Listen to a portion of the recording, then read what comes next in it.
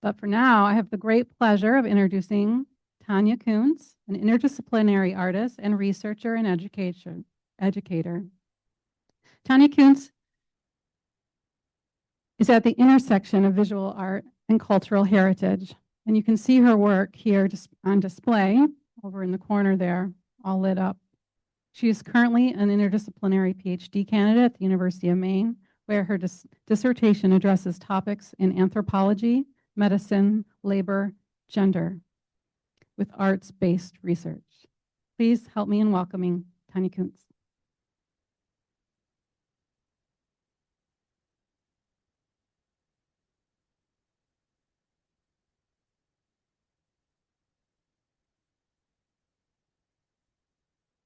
Good afternoon, everybody. How are you doing so far? Cool. Yep.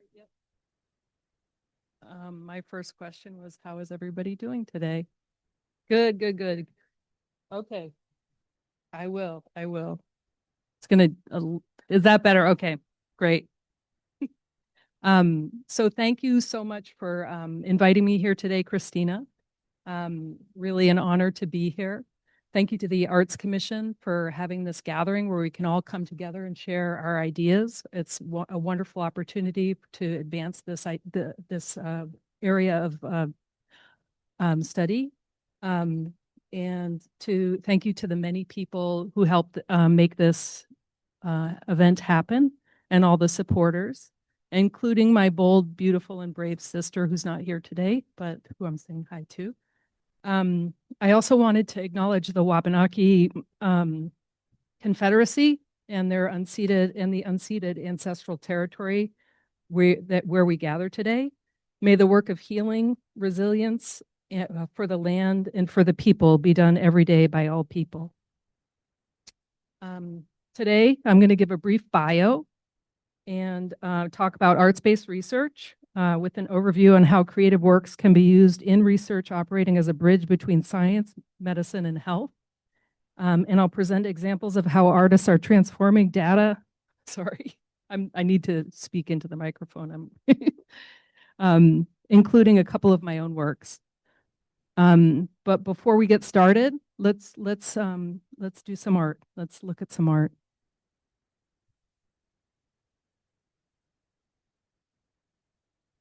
This painting is called Stellar Feel, and it is oil on canvas. It's 36 by 36, and it has an accompanying poem with it, and I'll read the poem to you.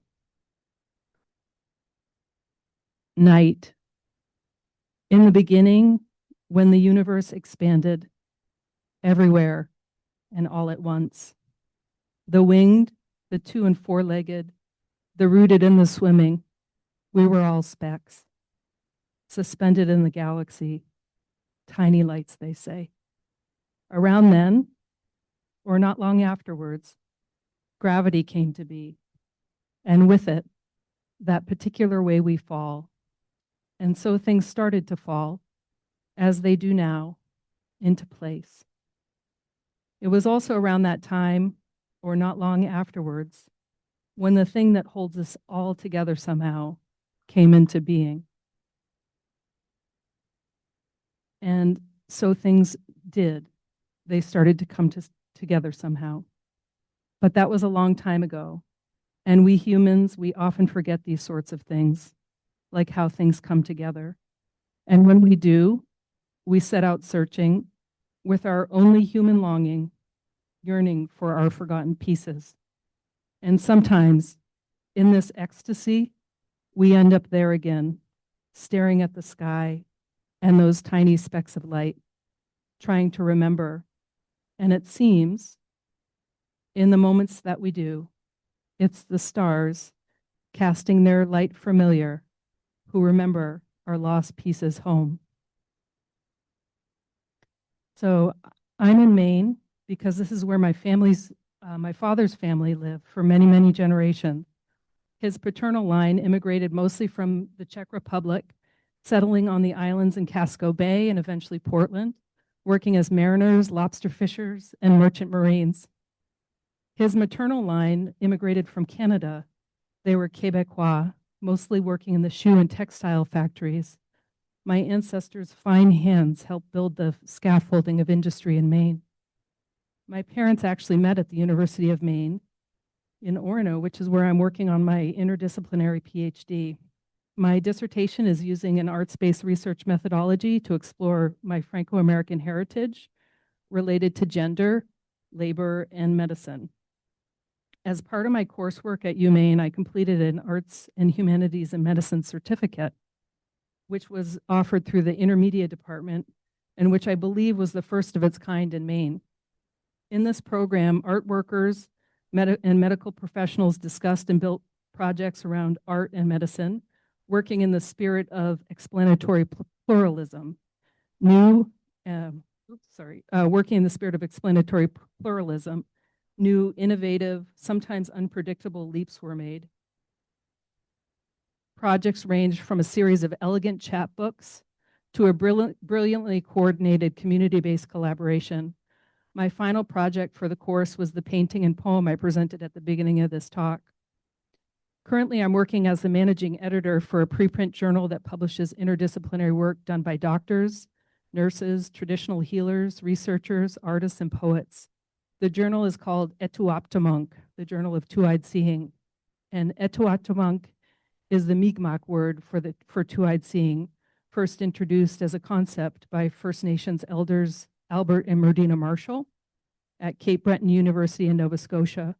The concept refers to learning to see from one eye with the strengths of Indigenous knowledge and from the other with Western knowledge.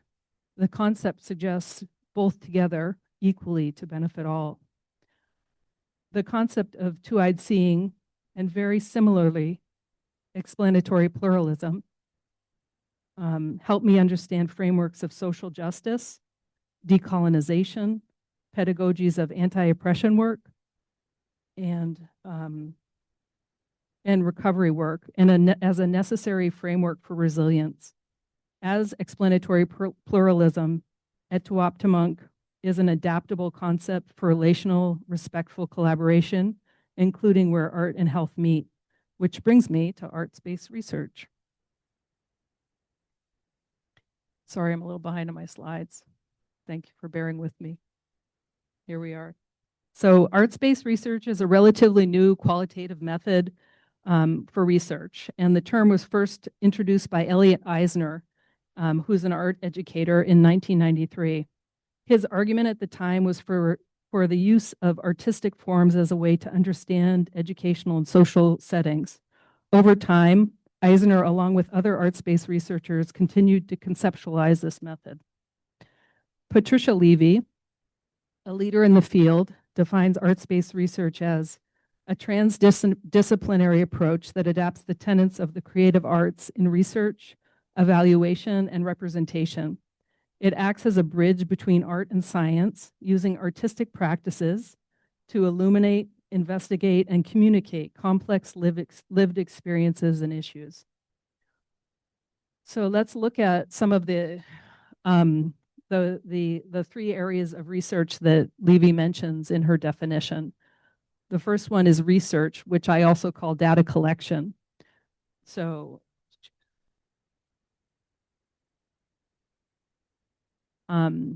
arts-based research used at the data collection phase uses creative methods to generate data. This often takes the form of a researcher working within a community or group, giving participants a prompt or a research question and a creative method with which to respond.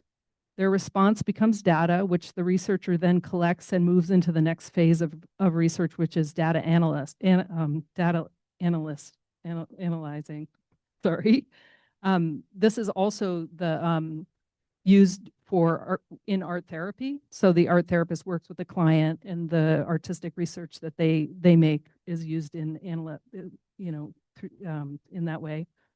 One of the classic examples of this form of research is photo voice, where participants are given a camera and asked to respond to a prompt. The photos done in response are collected as data. And so that's a classic example. A newer example of a form of this type of research is in 2023, Artistic conversation was introduced by Dina Fried, and this is a novel qualitative method which integrates creative writing, visual art, and video documentation to explore the lived experiences of adults with ADHD. This method allows researchers to explore the lived experiences, to co-create with participants, to elicit and also elicit sensory-rich insights beyond traditional methods. This the next phase is evaluation, and that's data analysis. So once you have your data, you need the next phase in research is to be able to analyze it and to summarize it. So arts-based research used as data analysis involves cleaning and modeling raw data, identifying patterns, trends, and correlations, and transforming it through creative processes.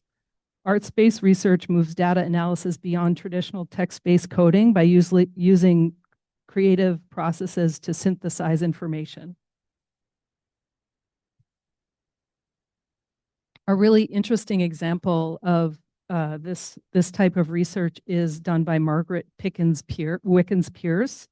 Her work is a good example as in the use of data analysis. Pierce is an interdisciplinary researcher whose work bridges cartography, Indigenous studies, and the arts. As a Maine-based MacArthur Fellow and a citizen of the Potawatomi Nation, her work is characterized as using the language of cartography as a form of graphic expression to center Indigenous understandings of land and place with cartographic language. And while she certainly produces works that are great examples of data visualization, the process she uses in sorting, organizing, and finding patterns in her data is her own masterful method of data analysis. With a transdisciplinary lens, Pierce analyzes and transforms data through her understanding of complex cultural and sensory interrelationships. Her work, The Cold in Inuit Nunavut, 2026, she includes two maps centered on Inuit Nunavut, the Inuit homelands in Canada. The two maps approximate the ways in which Inuit and their relatives steward their homelands, juxtaposed with the ways outsiders interfere with their stewardship and self-determination through carbon emissions and other pollutants. And her work is available through the Canada Center at the University of Maine. Her maps are all available there, and they're incredible. Another example of somebody using this in the analysis phase of research is Georgia Lupi. In her class titled Draw Your Visit with Data, done at the Museum of Modern Art in 2017. Lupi had her students explore the museum from a data analytics perspective. So she asked the students to look at patterns in the museum. This could include color groupings, country of origin, art movements, or particular artist work. And as a response to the data, the students collected, they fashioned maps and visual insights. About her work, Lupi said, "The workshop was part of an ongoing research that I call data humanism. We are ready to question the impersonality of a merely technical approach to data and to reconnect numbers to what they really stand for, which is our lives." I can see within Lupi's project the framework for something similar involving medical professionals, as a pattern recognition is essential in nearly every medical discipline. Using an art museum as a scaffolding, medical professionals could explore and develop their skills within a broad experiential format. So, and then the final part of arts-based research is representation, dissemination, or data visualization. And this part is particularly interesting to me as somebody who makes visual art, because it's kind of like what happens and what we do with it. So let's see. Arts-based research used in data representation is the skill of arranging and presenting data in an understandable visual format. Arts-based data visualization moves beyond traditional academic reporting to foster broader engagement with research findings. By studying creative formats such as digital storytelling, exhibitions, 3D modeling, performances, poetry, installation, or video, research becomes accessible, experiential, and engaging, both within and outside of the academy. Especially in this age of AI, as data generation is becoming more and more vast, and we find ourselves without the ability to properly store or utilize data, the amount that we're producing goes far beyond what we're able to actually utilize. So we're producing tons of data and we can't store it or actually even use it. Data visualization with arts-based research is emerging as a leading approach to effectively synthesize and work with data globally. This is especially true within healthcare, where in 2024 alone, approximately 30% of the world's data was generated. It has been proven that implementing and adopting visualization techniques in healthcare can positively affect clinical decisions, improve patient outcomes, and benefit resource planning while engaging while enhancing healthcare outcomes overall. In addition, research demonstrates that thoughtfully designed visualizations can substantially narrow the comprehension gap between those with high and low levels of health literacy and can help compensate for limited non-native language proficiency. So delivering data in a visual way can connect dots that are really hard to connect outside of like artistic practices. Indeed, data visualization in healthcare is actually nothing new. In 1854, Dr. John Snow created the first example of data healthcare-related visualization in Europe. He created a map of the outbreak of cholera in London, which in each bar represents one death and its location. 4 years later, in 1858, Florence Nightingale created a rose diagram which compared the relationships between soldiers' death resulting from either sanitary conditions or battlefield wounds. Both of these examples, Snow's and Nightingale's, were effective tools for communicating public health situations, and both helped to change public policy. Obviously, much has changed since the 1800s, but data visualization tools have not evolved with the volume, velocity, variety, or veracity of the data. Pie charts and spreadsheets can't keep pace with the levels of complexity we're experiencing with our data. These days, we require more dynamic, nuanced, interactive, sometimes sensory data management methods. In order to truly push the potential of data visualization and grasp its growing complexity, we need designers, cultural scouts, and wayfinders. We need people with training and expertise in design, complex aesthetics, material understanding, social engagement, pattern recognition, and visual metaphor. They need to be able to build systems, contextualize narratives, and communicate complex information through visual, experiential, or sensory pathways. Many contemporary artists are in the unique position to bridge this vast expanse.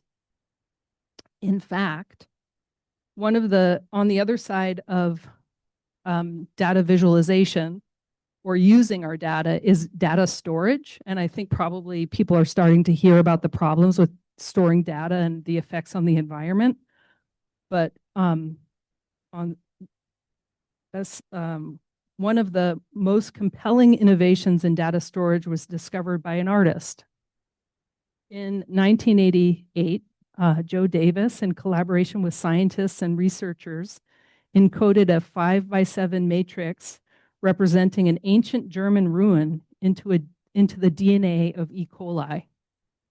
This may sound strange, but this work marked a seminal artistic intersection between art, information science, and biotechnology called DNA storage.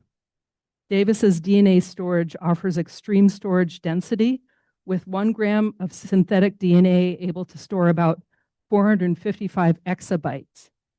Exabytes are roughly 2.5 times the total data that existed on the Earth in 2025. And that's in like a tiny bit of this.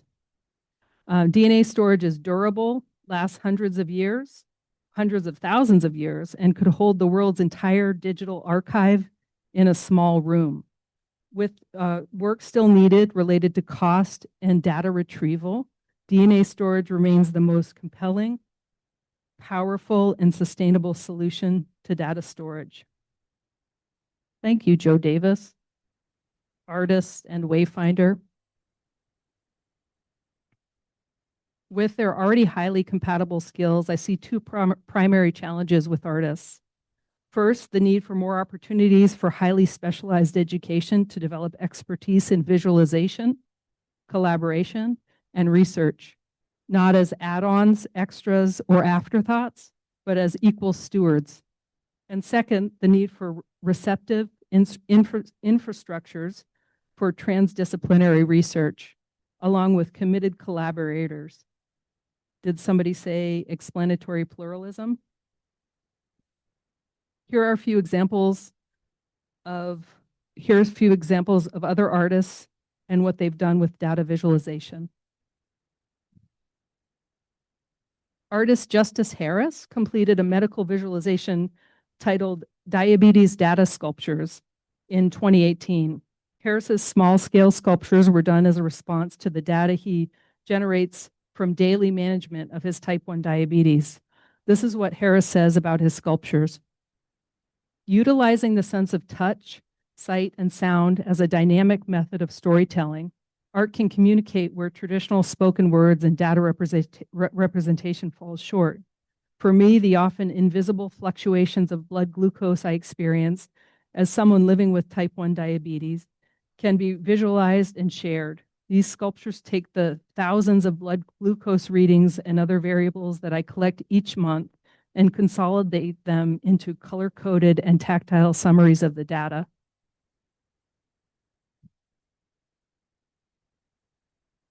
Artist Aaron Koblin creates works called flight patterns.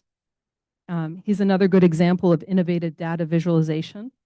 He processes huge data sets from the Federal Aviation Administration and combines them with his sensory sort of tactile visualization skills.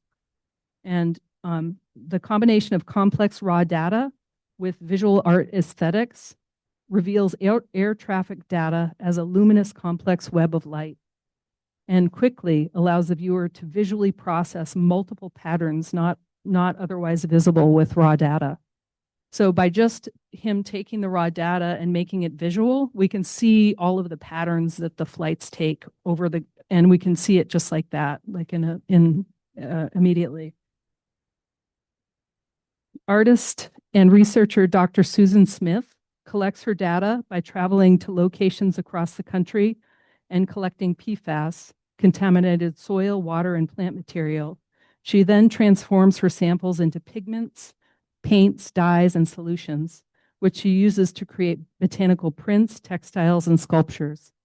Of her work, Smith says, it's important to make the impact of PFAS understandable to people, to make tangible things that you can put in your hands, you can see with your eyes, can help do that. Art and science can be really powerful when they work together.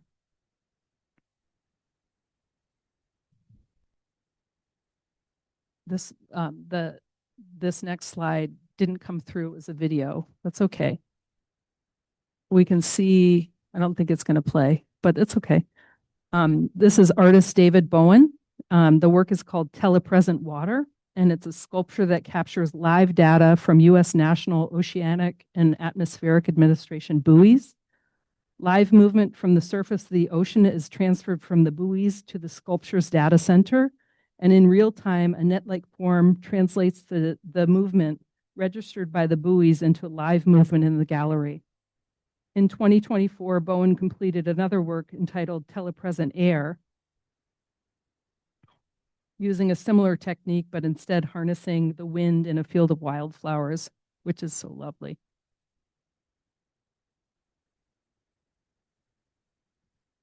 So somewhat separate from my paintings, which you've been seeing throughout this presentation. My own sculptural work uses arts-based research in both data analysis and data visualization. Decision-making involves sorting theories, finding patterns, choosing materials, establishing formal design elements, and researching historical philosophical narratives. And Fléchée, which is over there, is an example of one of my sculptures. It's a textile-based piece.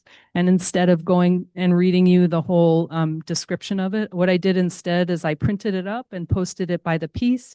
And there's a QR code which will lead to my talk. So if I wasn't in the microphone as much as I needed to be, you can read it. It'll lead you right to the journal. And the journal is also full of some really interesting interdisciplinary works as well. So you can click right into the journal and find it there. So that's pretty much it. Thank you very much.